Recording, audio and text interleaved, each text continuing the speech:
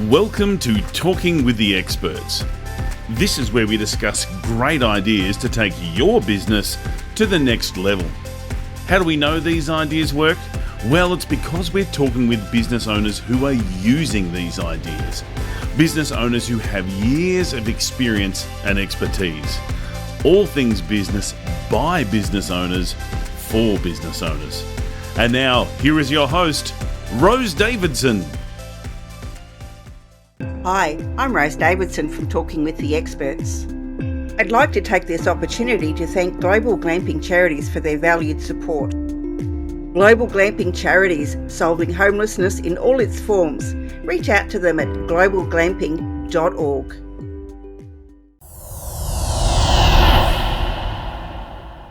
Talking with the Experts.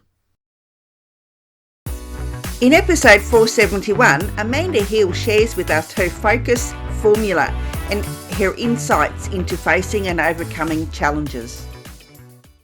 Now, if you like what you've heard today, and you know anyone who my focus methodology might be able to help, perhaps they're struggling with discouragement or apathy or even fear, perhaps they're struggling with uncertainty, please do reach out, because that's how I get all my work, is by referrals. And here are my contact details, so I'll leave them up for a second if you want to take a photo of those. But I'm sure lovely Rose will put them in the show notes as well. So thank you very much. And I'll leave you with my thing that I tell everybody. If you are facing a challenge today and it seems a bit too big, just dig down deep inside. Grab hold of your courage, which I know is inside you. And I promise you, you'll be just fine. My name is Amanda Hill. Thank you. Talking with the Experts. Hello and welcome to Talking with the Experts. I'm your host, Rose Davidson from rosedavidson.com. Talking with the Experts is about all things business by business owners for business owners. You can find it on all good podcasting streaming platforms and on YouTube. Today, it's my very great pleasure to reintroduce you to Amanda Hill.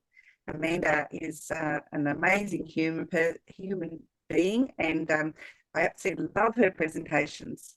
And Amanda, she's going to give a unique insight into facing and overcoming challenges as a totally blind professional.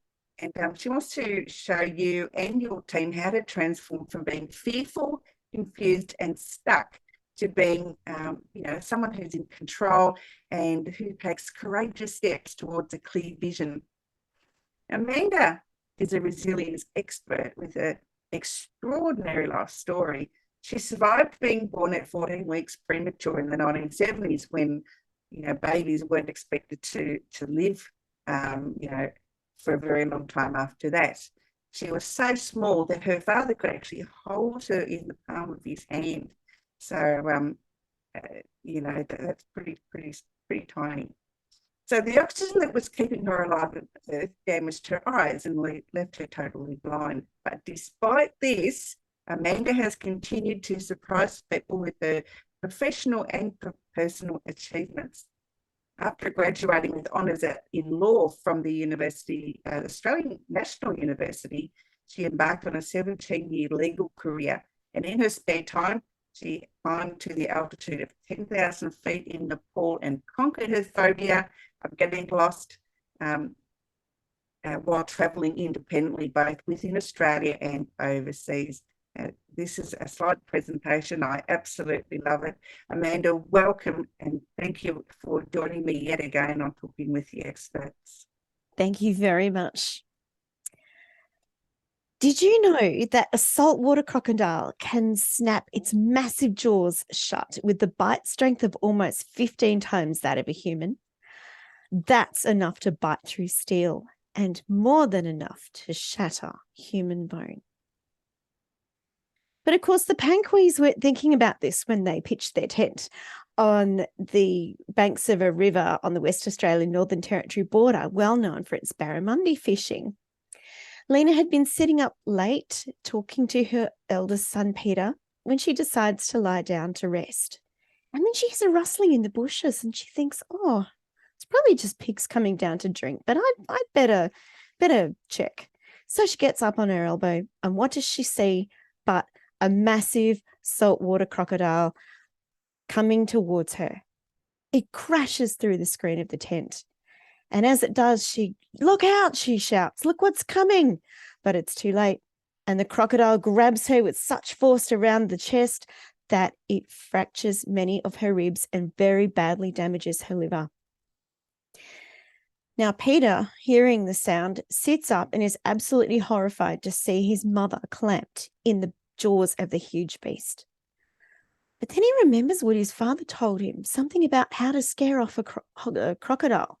So he slides his hand up to where its eye should be and pokes with all his might. It's terrifying. I'm going to poke a hole in the screen when I do that. Anyway, so it pokes with all his might. And thankfully, that's enough. And the croc lets go and slides down the bank back into the water. I don't know about you, but I don't know how much courage can't imagine how much courage that must have taken, because hell, anything could have happened. I mean, the croc could have let go of Lena and grabbed someone else in the tent for its next meal, or it just could have slid down the bank with Lena still in its jaws. But it didn't. And I'm happy to say that they all survived. And there is Peter and Lena. They survived because of Peter's extraordinary courage. And what I didn't tell you was that Lena also showed extraordinary courage that night, because her husband, Peter Sr., was recovering from a recent illness, and she put her body between him and the crocodile when it struck.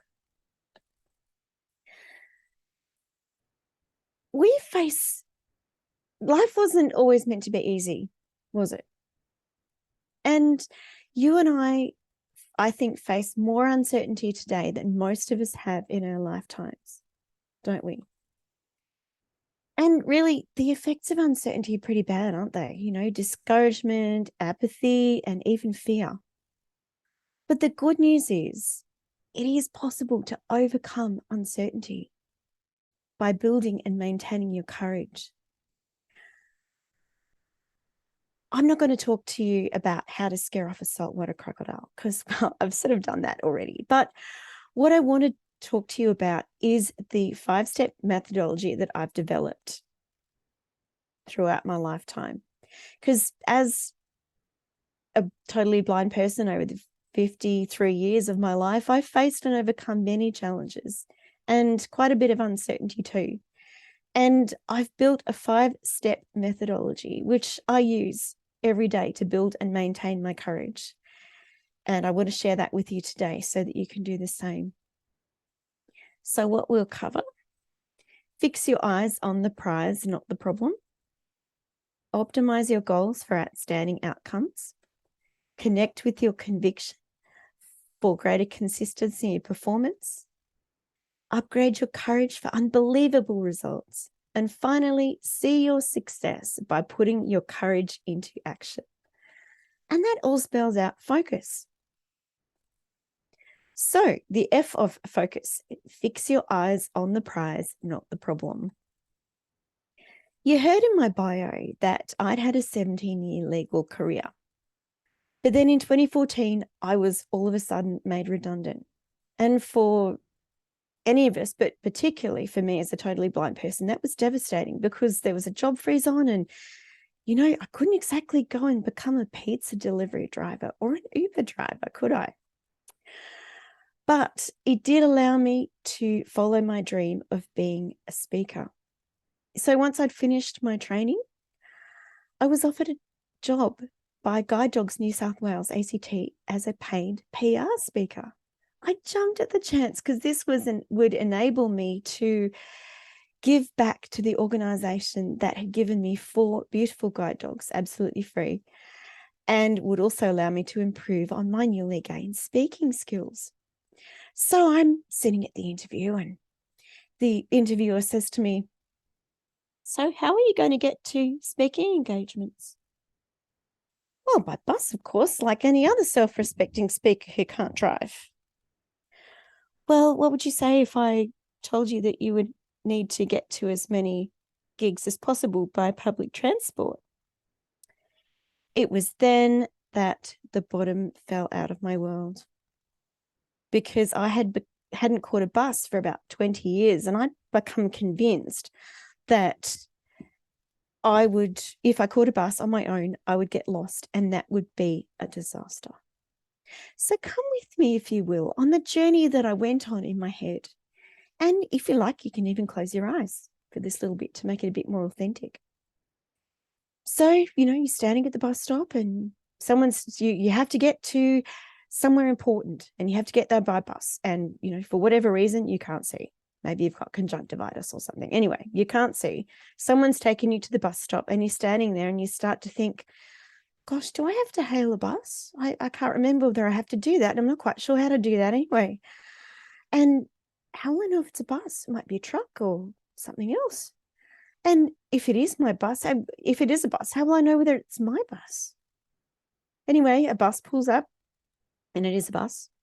And you ask the driver, and yes, it's the bus that you want to catch. So you get on the bus, and you think, oh God, what happens if the bus moves and I haven't found a seat yet? I don't know where the nearest handrail is, and so I might fall.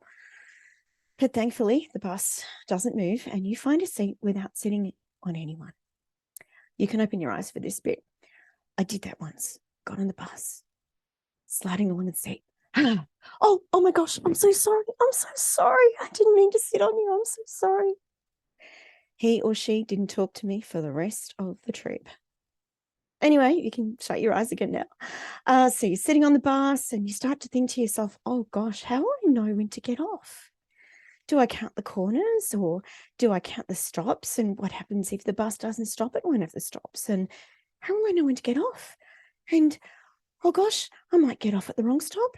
And if I do, oh God, then I'll be alone. I'll be all alone. I'll be lost. Oh, what will I do? I don't know. What will I do? And then the interviewer comes into the room, takes one look at me, and says to the interviewer, what have you done to our speaker? Nothing, she says. I just mentioned bus travel, and she went all kind of pale and sweaty. And you're not going to throw up on me, are you? No? Good. Tell you it was a near thing. Anyway, they told me that I would be fine, and they'd give me training, and they wouldn't make me do it by myself for the first few times. But I just felt too sick and anxious to make any decisions. So I told them I'd get back to them later. And so I went off and had some lunch and went for a walk, and I started to think, gosh, maybe there could be some advantages of taking this job and doing the training.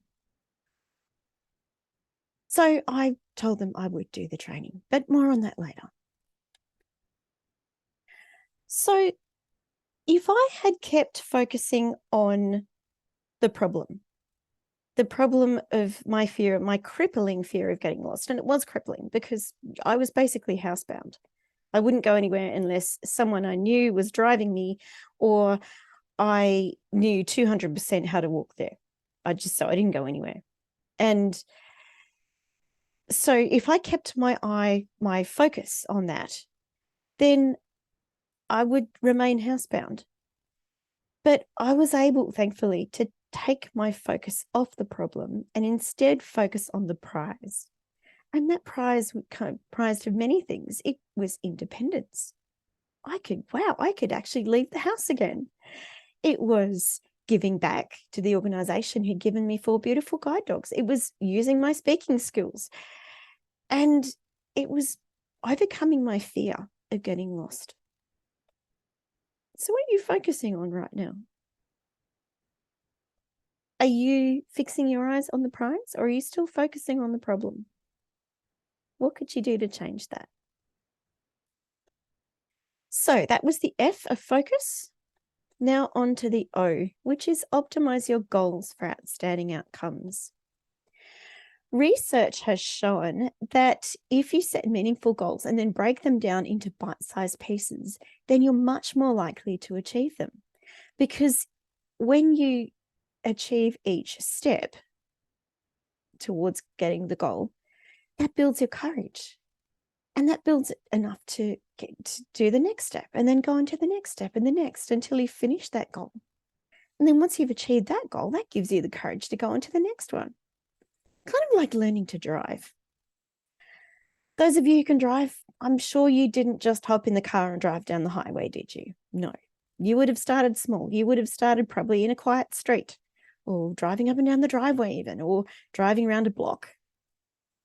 And then once you got that down, then you would have moved on to slightly busy areas with a little bit more traffic, and turning corners and stopping and such.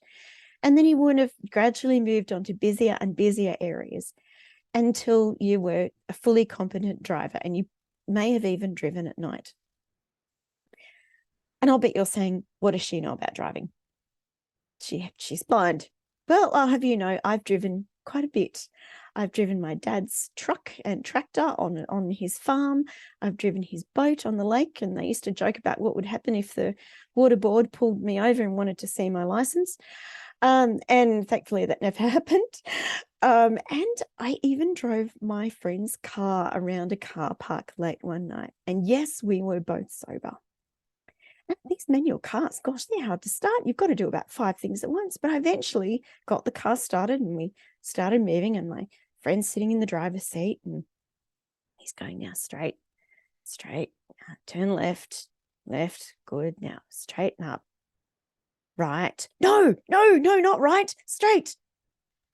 But you said right. I meant straight. And look where look where you're going when you're driving. Why? That's your job. I'm blind. Just look where you're going. It makes me feel better. Anyway, so that was fine. We got around the block without incident. So I know a little bit about driving, but one thing I do know a lot about is getting a guide dog, because I've had 4 of them. Now, you're lucky. When you buy a new car, you don't have to get your license again. But when I get a new guide dog, I have to go through the training all over again. And there's a very good reason for that, because, you know, each dog's different, and training methods change and such. So, you know, things change. Anyway, so I'm standing there with my new guide dog, and I'm about to go forward. So I give her the forward command, and off we go. We're walking along, and that's great. And then the instructor says, right, now you have to turn left. Do you remember how to turn left? And it's like, yes. So I stop the dog, and I give the right command, and we turn left. And that's Sadie and me turning left. So that's great. We go around the block, and that's all good. But as you know, you can't go through your whole life just turning left. You have to know how to turn right as well. So the next day we learned how to turn right, which was a different command and different hand signal. And then we are turning right. So it was all good. We did a few blocks over the next few days, turning left and right and slowing down and speeding up. And then the next thing we did was we got to do a slightly busier residential area. So there was some people and there was some cars, and we had to cross a road, and that was great. We did that a couple of times. And then we went on to the mall. Now that would be for you like driving in peak hour traffic. There were people everywhere, and there were kids with shopping. There were kids, and there were people with shopping trolleys, and people looking at their phones and not looking where they were going. And oh my gosh! And we're walking along, and all of a sudden, what's that smell? Oh, it's the Apple store. Oh, Sadie, I love the Apple store. Oh, but we're not allowed to go to the Apple store. We have to go to Kmart. That's our job. So straight on to Kmart, Sadie. So we went to Kmart, and that was good. We did a couple of destinations in the mall. And finally, we got on to the bike path. Now that would be like you driving on a highway. You get to drive straight for a long period of time, and you get to go fast. So we pulled out all the stops, and we're going along the bike path. And Sadie, unlike one of my other dogs, she didn't respond to the normal hup command, which makes dogs go faster. So the only way I could get it to go faster was go, let's go, let's go, let's go, let's go, let's go, let's go. So I'm hopping down the path going, let's go, let's go, let's go. And they must have thought I was a bit special, but anyway, it worked. And we had a lovely walk down the bike path. So that was the goal. So if I hadn't optimized that goal, well, actually it was optimized for me. I didn't have to optimize it. But if they'd just given me my guide dog and said, go on, off you go out into the big wide world, then I would have been set up for failure, because we had to go through those sequential steps to sort of get to know each other, to get to trust each other, to get used to each other. And so it was very important that that goal be broken down into little bite-sized pieces. And once we'd achieved that goal, we were certified as being an independent guide dog team, which meant as much to me probably as you getting your driver's license. So what are your goals looking like? Are they meaningful? Are they things that really matter to you? And how would they look if you broke them down into smaller steps? So that's the F and the O. Now on to the C. Connect with your conviction for greater consistency. Now, in 1992, I was invited to go on a trek to Nepal. And this trek was being organised by Guide Dogs New South Wales, ACT, to show the public, because they were going to make a film about it, to show the public that blind people like to do adventurous things too, and to also help us, the participants, to improve on our mobility skills and our confidence and such. And the only thing I knew about Nepal was Mount Everest was there, and I knew I wasn't fit enough to climb Mount Everest, so I was a bit hesitant. But once I found out who else was going and that we didn't have to climb Mount Everest, I jumped at the chance. I was like, great, why not? So I knew I had to get fit, because I knew deep down in my heart that if I didn't get fit, I would be left behind, and that was not an option. Absolutely not. I was not going to be left behind, because there was some seriously fit people going. There was a triathlete and there was a Paralympic runner, among others, and I definitely wasn't going to be left behind. So I decided that I would get fit. So I started riding my parents' exercise bike for 5 minutes a day, and then 6 minutes, and then 7 minutes, and then 8 minutes the next day, and 10 minutes the next day, and so it went on. And I got up to 15 minutes, and it was by then I discovered just how much I hated exercise bikes, and I still do. And I've got one in the spare room, so if anyone wants an exercise bike. So anyway, I decided that I would hire a step machine or a Stairmaster. And this was great, because a lot of our climbing, I learned, was going to be steps and steep hills. So I worked on this step machine for months until I was up to 60 minutes twice a day, and I was super fit. And also we climbed every hill and mountain around Canberra where I live, and went on lots of different walks, including walking through the national park. And here's a picture of Mum leading me across a log bridge, and they tell me she looks like she's about to fall in the water, but thankfully she didn't. So we went on lots of different walks and on lots of different surfaces, and we experimented with how to be guided. And most of the other trekkers weren't used to this, because they had varying levels of vision. But Mum, Dad and I had a caravan down the coast, down the south coast. And Mum and I spent a lot of time when I was young wandering around the rocks. And I would put my hands on her hips. And so I could feel when she was stepping forward with her right foot, her right hip would go forward, and I'd step in that spot and everything would be great. So we're quite used to that. But we thought, well, it needs sort of adapting, because these Sherpas that we're going to be matched up with, some of them aren't very tall, and, I don't sort of want to be bent double if they go back down a big step and I've got my hands on their hips. So we experimented with different ways, and the way we came up with was I would hold on to my Sherpa's backpack, and the backpack had a waist strap, so I could still feel his hips moving. And here we are trekking through Nepal, and it worked really well. And interestingly, all the other trekkers ended up adopting that method as well.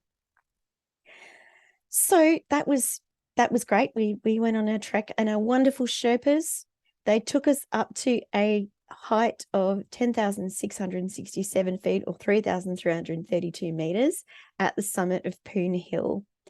And it was wonderful. We all wanted to know where where Mount Everest was, and our guide sort of had us by the hand. He's going, oh, Dhaulagiri's here and this mountain's here, and we're going, oh, where's Mount Everest? And he went, oh, it's over there somewhere, but you can't see it for the clouds. But anyway, that was great.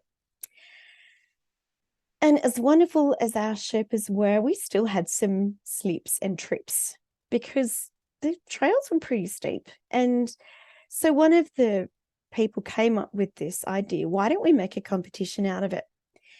And we defined something called a technical fall, which is where you fall and 3 parts of your body touch the ground, like 2 knees and a hand, or 2 hands and a knee. Or after much debate, we decided that 2 butt cheeks would count as 2 parts. So if you fell on your backside and then put your hand down as well, that would be a technical fall. And the person who had the most technical falls would have to buy everyone else a drink when we got back to Kathmandu. And the Sherpas got in on this. You'd be walking along and you'd hear a Sherpa voice call out, technical fall. And you'd know from the Sherpa which tracker it was. And so someone kept a score. But we decided that, ironically, the person who won the competition was one of our sighted trekkers, because he slipped off the edge of a path and rolled down a small embankment and touched the ground many times with his entire body. So he was declared the winner.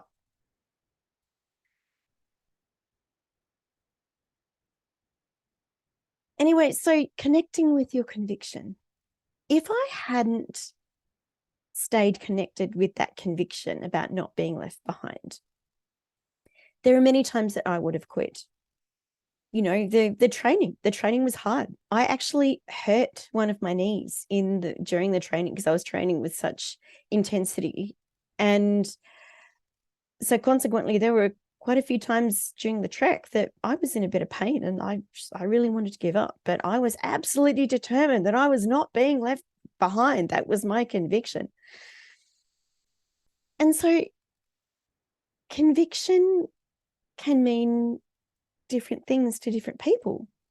It can be a dream that you've always had. It can be, I know in network marketing circles, they talk about your why. And I remember someone saying once, if your why doesn't make you cry, it's not big enough. And so that can also be your conviction, your why. For me, it is my life's purpose.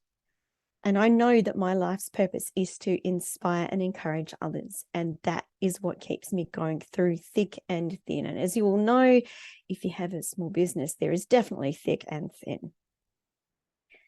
And life's purpose is something I know a bit about because I've actually written 2 books on the subject. And this is my latest one, Seeing by Vision, Not by Sight. And it's about how to discover your life's purpose and put it into action. And it's really easy to remember the website where to buy it from, because it's the title of the book.com. So Seeing by Vision, Not by Sight.com will get you to where you can get the book. So we've done the F, the O, and the C, and now we're on to you to upgrade your courage for unbelievable results.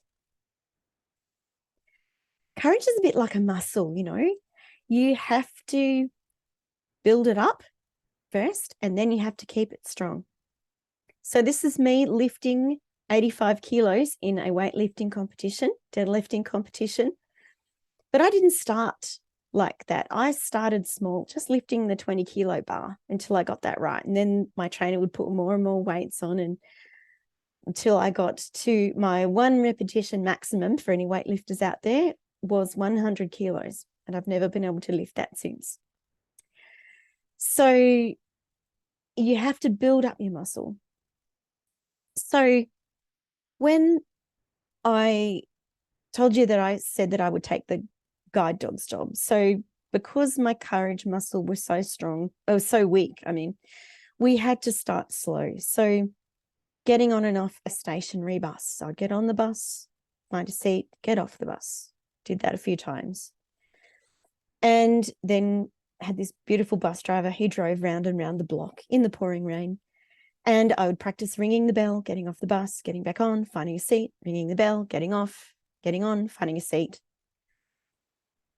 Then as my confidence grew, we went on a short bus journey with a guide dog instructor sitting next to me, keeping me calm. Then once we'd done a couple of those, I did a short bus journey with the guide dog instructor somewhere on the bus. I didn't know where she was, but she was there and I could just raise my hand if I got into trouble, which I didn't. And then finally, we did a bus journey where I met the instructor at an agreed location. And now I'm happy to say that I actually travel all over Canberra by bus to speak. And while I will never be a, really super confident bus traveler, I can do it. And I'm even calm enough to check my email in between stops, which is pretty good, and even do a little bit of knitting. So that's good. But it's not just about building up your courage. It's about keeping it strong. So I remember, or keeping it upgraded or up to date, whichever you like. So I know when their first lockdown happened and I didn't catch a bus for 6 months, that first bus trip after that was really hard. It wasn't as hard as the first time I had to catch a bus, but it was still hard. It was still pretty anxious, and I really had to talk to myself a lot to keep myself calm. So it's something I know that I just have to do. So what do you need to build your courage in? Maybe it's making social media videos. Maybe it's public speaking. Maybe it's making sales calls.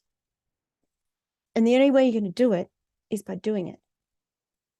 And you can't just stop there and go, oh, well, great, I've made a video or I've made a sales call. No, you have to keep doing it again and again and again to keep that courage muscle strong. So FOCU, now finally on to S, which is see your success by putting your courage into action.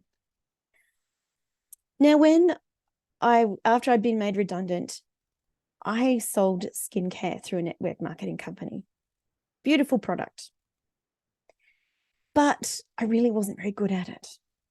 I had this idea that I had to make people buy from me. And of course, any of you know who sell anything, that's not the way to do it. But I thought that was the way you did it. And I also thought that I knew better than the company and their steps that they set out for doing things. And I just do it my own way, which of course didn't work. So when the Global Arbonne Training Conference came up in Vegas, I thought, oh, surely I can go there and learn how to make more people buy from me. So I didn't have any money though. So I had to go the day before the conference and I had to leave the day after the conference. But all the other Aussies I knew who were traveling there were making a holiday of it. They were going early and they were staying afterwards with their families. So if I was going to get there, I'd have to travel on my own. So my parents freely expressed their concerns for my safety, which didn't help my confidence, but that's what I had to do if I had to get there. So got onto Flight Centre, yay Flight Centre, and got onto a wonderful travel agent who organised everything, let everyone know I was coming, made all the arrangements. It was all great. And so I got there without incident. The conference was fantastic, met lots of lovely people and learnt lots of stuff, but not what you'd think. So conference came to an end and I was meant to catch up with a colleague of mine, my upline. And we were going to sit at the pool and chat because I had 6 hours to kill between checking out and when my flight left. So, but then just as I was about to check out, she messages me on Facebook and says, oh, look, sorry, I've been invited to this big pool party and I know you won't like it because it'll be very loud and very noisy. And it's like, yeah, you're right. That's all right. Go have fun. Knock yourself out. So off she went to her pool party and I thought, what do I do? Oh, well, I have to check out. So better go downstairs and see if there's anything happening. So I took a deep breath and checked out and called the security guard to walk me downstairs because the MGM Grand where we were having the conference is huge. It's absolutely massive. Anyway, so I got the security guard to come and get me, took me down to reception. I said, oh, look, I've got 6 hours to kill. Is there anywhere I can sit? And I said, oh, look, you can sit in the VIP lounge. And I thought, oh, what's that? But okay. So I started sitting in the VIP lounge and they said, oh, there's a counter behind you with food and, you'll be fine.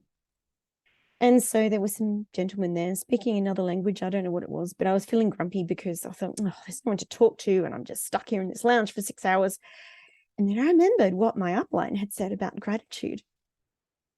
And so the gentleman got up and left, and I was all alone. And I thought, oh, okay, all right, I'll be grateful.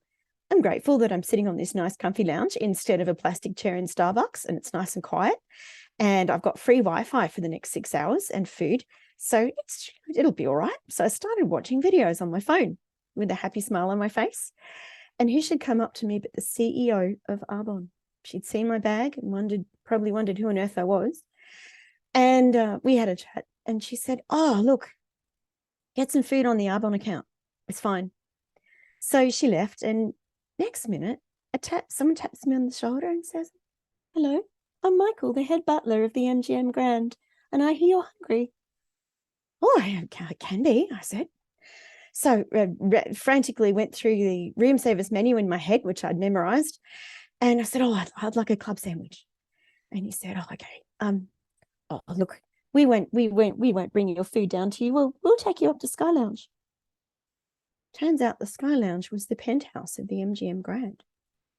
So I spent the next few hours sitting with Michael, eating my enormous club sandwich and a huge bowl of chips, big enough to be a meal on its own, being regaled of stories of all the famous people who'd sat there at the table. And he said, oh, how are you getting back? How are you getting to the airport? And I said, oh, I thought I'd just call the bellboy and get a cab. And he said, no, don't do that. You can have one of our cars. Oh, all right then. So we go downstairs, and I just thought we were going to get a hire car or something. But what was waiting for me out the back was a Rolls Royce. So as I glided to the airport in the most comfortable car I've ever been in my life, I reflected. I could have been, just sat there upstairs and asked for a late checkout and just sat there and watched videos, and I wouldn't have been treated like a princess for the afternoon. But no, I decided that I would take the courageous step and go downstairs and see if there were any better options. So what steps can you put into effect to see your success? Now, if you like what you've heard today, and you know anyone who my focus methodology might be able to help, perhaps they're struggling with discouragement or apathy or even fear, perhaps they're struggling with uncertainty, please do reach out, because that's how I get all my work, is by referrals. And here are my contact details, so I'll leave them up for a second if you want to take a photo of those. But I'm sure lovely Rose will put them in the show notes as well. So thank you very much. And I'll leave you with my thing that I tell everybody. If you are facing a challenge today and it seems a bit too big, just dig down deep inside, grab hold of your courage, which I know is inside you, and I promise you, you'll be just fine. My name is Amanda Heal. Thank you. Amanda, thank you so much. I never tire of hearing about the story about the Rolls Royce. I absolutely love that. Thank you. So blessed to have stumbled into an opportune moment such as that. Oh, yes, definitely. I always say an attitude of gratitude attracts blessing. Absolutely, you're quite right. Amanda, it's been an absolute pleasure to hear your story once again. Thank you so much for sharing your focus with us, and I'm sure that people have gained a lot of insight and will look at their own focus in future. Excellent. Thank you very much for having me. Thanks, Amanda. Bye-bye for now. You've been listening to Talking with the Experts, hosted by Rose Davidson. Make sure you have a look at our back catalogue over at talkingwiththeexperts.com, and be sure to subscribe to our podcast so you don't miss out on any episode. We look forward to your company next time.